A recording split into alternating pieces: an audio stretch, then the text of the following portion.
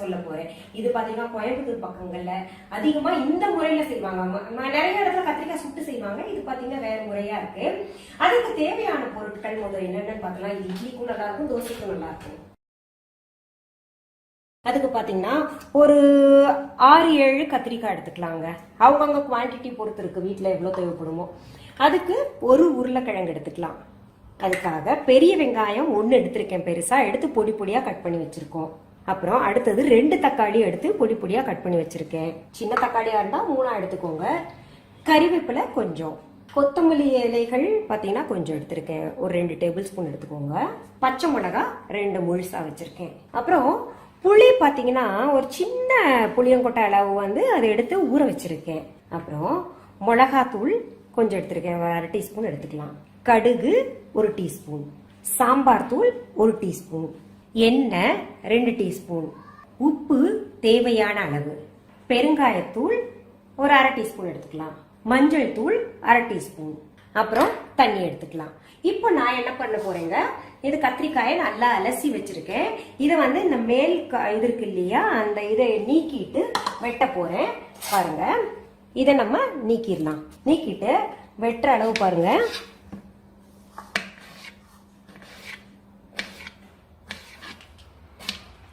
எப்படி இந்த மாதிரி நம்ம வெட்டிக்கலாம் பொடி பொடியா. இப்போ நம்ம கத்திரிக்காய் நறுக்கிட்டோம். இப்போ இந்த உருளைக்கிழங்கு எடுக்கிறேங்க, அதே மாதிரி பொடி பொடியா கட் பண்ணிக்கலாம். இப்ப பாருங்க, நான் கத்திரிக்காயும் உருளைக்கிழங்கும் பொடி பொடியா நறுக்கி வச்சிருக்கேன். இது என்ன பண்ணணும்னா, நம்ம ஒரு குக்கர் எடுத்துட்டுங்க, அதுல கத்திரிக்காய் போட்டுக்கோங்க, பொடி பொடியா நறுக்கி வச்சது. அடுத்தது இந்த உருளைக்கிழங்கு போட்டுக்கலாங்க, பொடி பொடியா நறுக்கி வச்சது. அடுத்தது இந்த பெரிய வெங்காயத்தையும் அப்படியே போட்டுடலாம். ஒரு சில பெரிய வெங்காயத்தை வதக்குவாங்க, நான் வதக்க மாட்டேன், போதும் முடிஞ்ச அளவு எண்ணெய் பயன்படுத்தாம பார்த்துப்பேன். அடுத்தது இந்த தக்காளி நம்ம பொடி பொடியா நறுக்கி வச்சிருக்கோம் இல்லையா, அதையும் போட்டுக்கணும். இப்போ நம்ம தேவையான அளவு சாம்பார் தூள் சும்மா வாசனைக்காக போடுறோம். கிட்டத்தட்ட 1 டீஸ்பூன் போட்டுக்கலாம், 1 டீஸ்பூன் அளவு போட்டுக்கிறோம். இந்த பச்சை மிளகா வந்து முழுசாவே போடுறேங்க.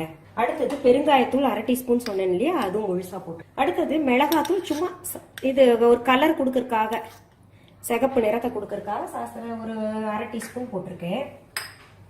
கறிவேப்பிலையும் போட்டுக்கிறேன். அடுத்தது மஞ்சத்தூள் வந்து 1/2 டீஸ்பூன் போட்டுக்கலாம்.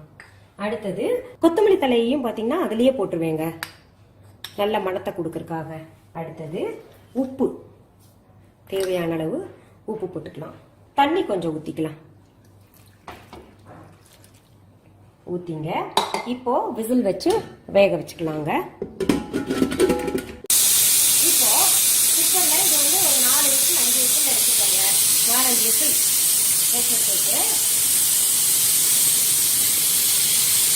அடுப்பு அணைச்சிட்டு இது அடுப்புல இருந்து இறக்கி இப்படி வச்சிடலாம். கொஞ்சம் ஆறட்டும், ஆறின பின்னாடி நம்ம பார்ப்போம். இப்ப பாருங்க, குக்கர் விசில் போயிடுச்சு, திறந்து பார்க்கலாம்.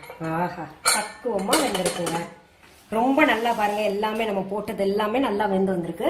இப்ப என்ன பண்ணணும், நம்ம இதை கடைஞ்சிடலாம்.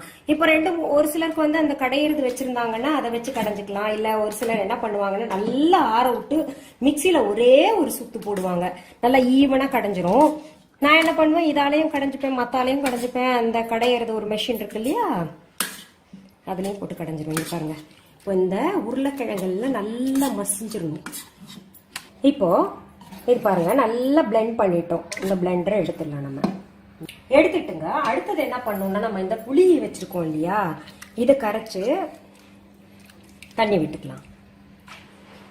இப்போ இந்த புளி தண்ணி நம்ம கரைச்சி வச்சிருக்கோம் இல்லையா, அதை ஊத்திக்கலாங்க. புளி தண்ணி ஊத்திட்டேன்.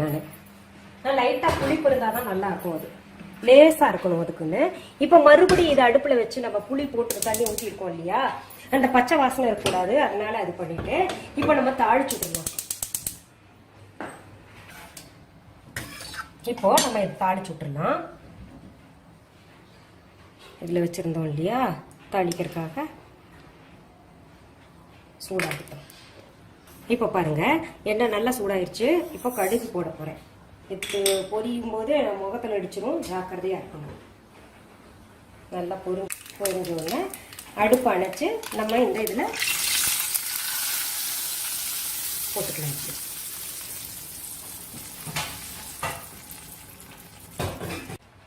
பாருங்க, இது வந்து நல்லா கத்திரிக்காய் சட்னி அந்த நல்ல பதத்தில் வந்துருச்சு. பாருங்க, ரொம்ப கெட்டியாகவும் இல்லாம ரொம்ப தண்ணியாகவும் இல்லாம இருக்கு. இப்போ அடுப்பை அணைச்சிட்டேன். நான் அணைச்சிட்டு இப்போ நம்ம டிரான்ஸ்ஃபர் பண்ணிக்கலாம். கத்திரிக்காய் ரொம்ப உடம்புக்கு நல்லது. இந்த மாதிரி கத்திரிக்காய் சட்னி நீங்களும் செஞ்சு சாப்பிடுங்க, நல்லா என்ஜாய் பண்ணுங்க. அன்பான வாடிக்கையாளர்களே, உங்கள் விஹா ஸ்டோரில் பூஜை பொருட்கள், சிலைகள், ராசிக்கற்கள், வாஸ்து பொருட்கள், விதைகள், பாரம்பரிய அரிசி வகைகள், சிறுதானியங்கள், ஆர்கானிக் பொருட்கள், மூலிகை எண்ணெய், மளிகை பொருட்கள், மரச்செக்கு எண்ணெய், மரப்பொருட்கள், வெள்ளி ஆபரணங்கள், கிஃப்ட் ஆர்டிகல்ஸ், காட்டன் மற்றும் பட்டு புடவைகள், காட்டன் சுடிதார்கள், பட்டு பாவாடை, குழந்தைகளுக்கான விளையாட்டு பொருட்கள், ஹை குவாலிட்டி இமிடேஷன் நகைகள், வீட்டு உபயோக பொருட்கள், ஜூட் பேக்ஸ், ஹேண்ட்மேட் சோப்ஸ், அழகு சாதன பொருட்கள், சிறுதானிய பிஸ்கெட்டுகள், ஹோம் அப்ளையன்சஸ், இன்னும் பற்பல பொருட்கள் விற்பனைக்குள்ளது. விஹா ப்ராடக்ட்களை நீங்கள் வாங்க விரும்பினால் அது எங்களுடைய viha.online வெப்சைட் மற்றும் சென்னை ராஜா அண்ணாமலைபுரத்தில் உள்ள எங்கள் விஹா ஸ்டோரில் மட்டுமே கிடைக்கும் என்பதை தெரிவித்துக் கொள்கிறோம். வேறு எந்த ஆன்லைன் வெப்சைட்களிலும் விஹா ப்ராடக்ட்கள் விற்பனைக்கு கிடையாது என்பதை நீங்கள் கவனத்தில் கொள்ள வேண்டும். எங்கள் விஹா ஸ்டோரின் விலாசத்தை கண்டறிய கூகுள் மேப்ஸில் விஹா ஸ்டோர் என்று டைப் செய்தால் வழியை கண்டறியலாம். www.viha.online வெப்சைட்டிலும் விஹா ஸ்டோரின் அட்ரஸ் உள்ளது.